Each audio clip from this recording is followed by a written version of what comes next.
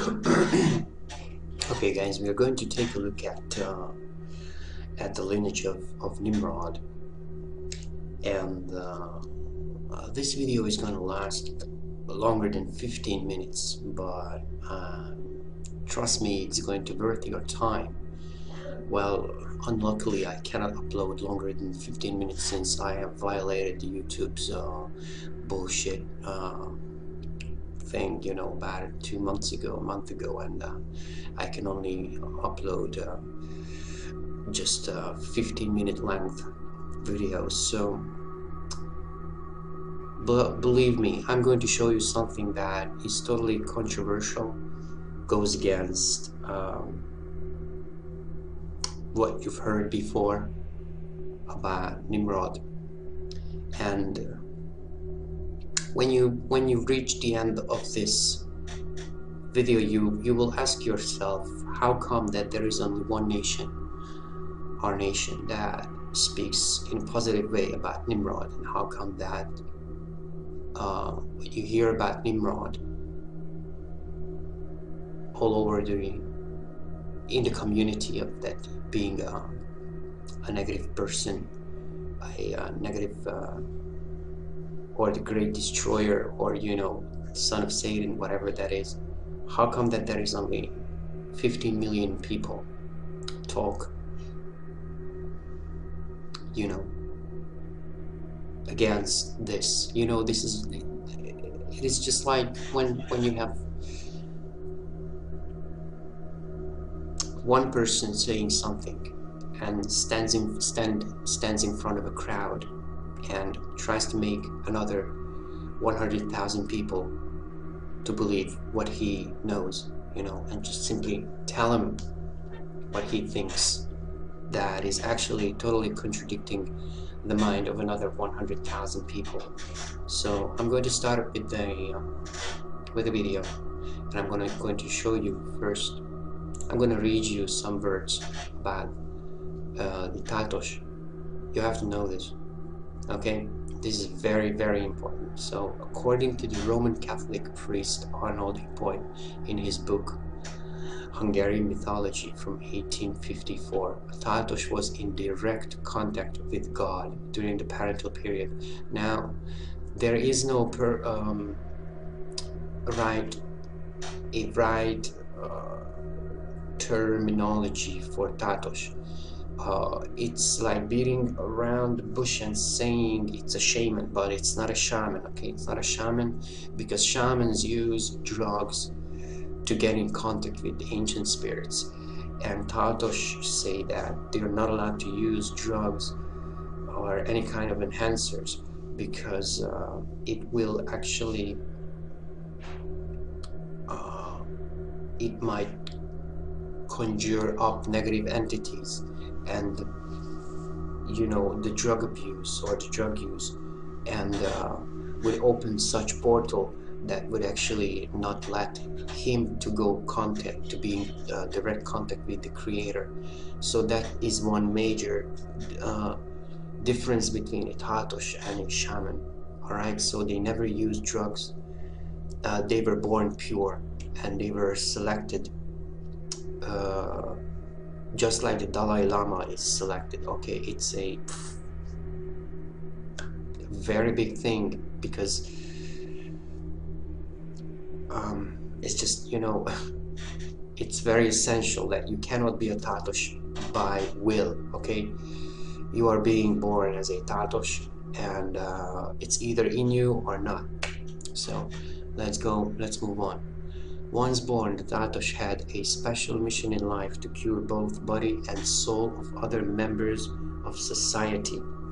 The Tatosh could be either male or female, and should be born with more bones than usual. Listen to this, like 6 fingers. 6 fingers, either on foot or hand. Altogether 11 or 12 fingers are already grown in teeth. Okay? During their childhood, they had to be brought up in secret to learn everything to be some kind of a shaman. Okay, now why did they had to be brought up in secret? Because they were from the mid ages, actually from around the 1400, they were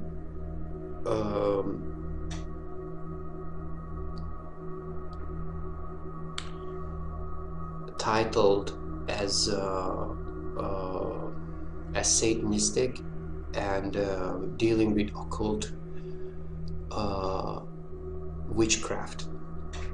This is what the Roman Catholic Church stated. So they were hunted down and actually killed by the Roman Catholic Church. The Tartush was known to be of white magic. Alright, so this is one good reason that they were hunted down. The Tartush was able to go into deep meditation called Revelation. Revelation is a high trance without drugs. In such state could cure sickness of any kind. Tartush had a mission of communicate with the entire Hungarian nation in a time of danger to warn against invading armies or an impending cultural collapse. This has actually happened. I'm going to show you a man who actually warned us. He passed away. Bless his soul.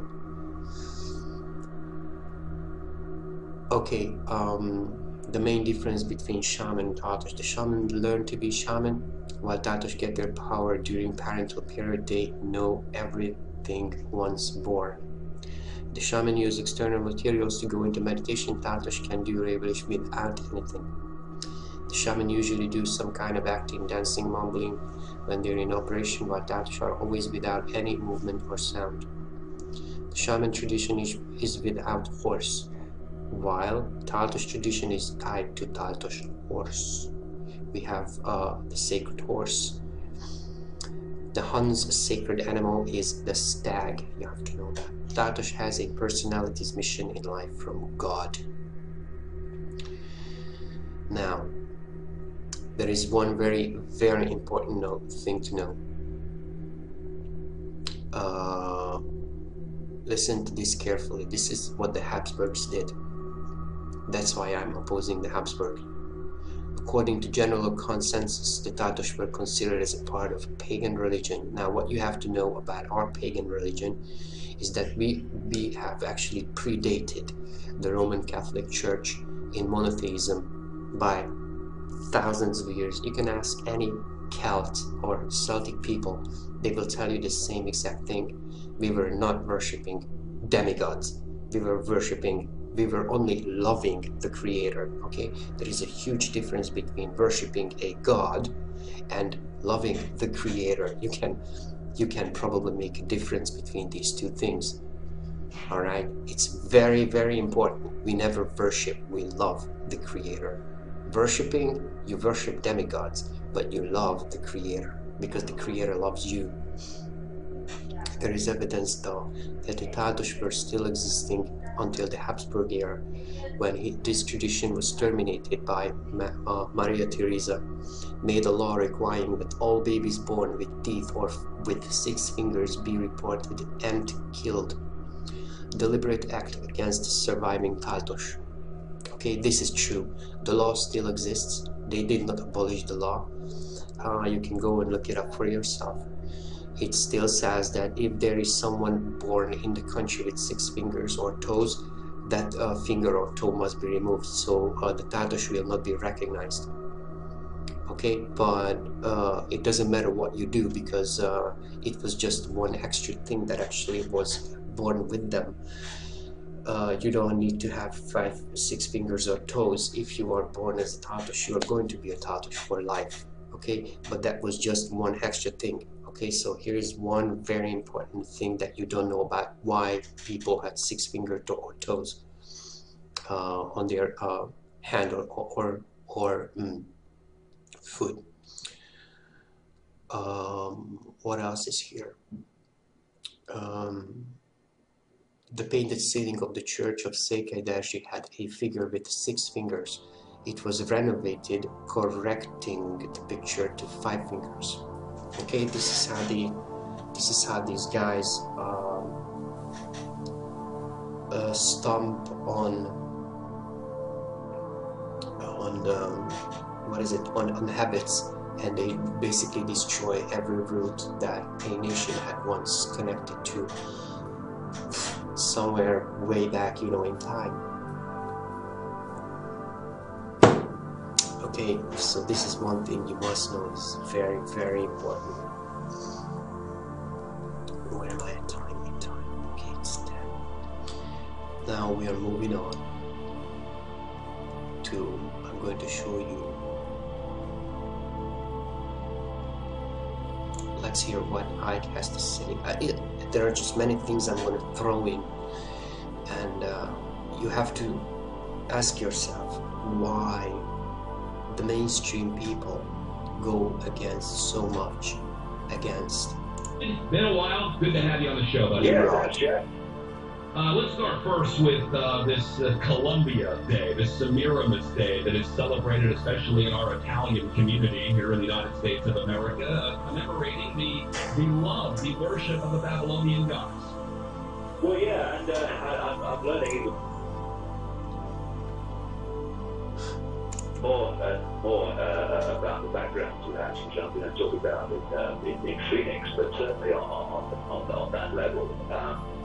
In Babylon, they had a trinity of Nimrod, the father god, the son of God, the virgin-born sons, they called Tammuz or Minos, and then they had Queen Semiramis, also known as Ishtar, Lilith, and many other names, who was the moon goddess, if you like, figure, and they used to symbolize her as a dove. And when these bloodlines of the Babylonian church was relocated to Rome, became the Roman church, they and the other expressions of Roman belief worshipped her as Venus Columba. Okay, let's stop right here. So Ike is talking about, you know, that he's a great figure. He's very influential in the human mind.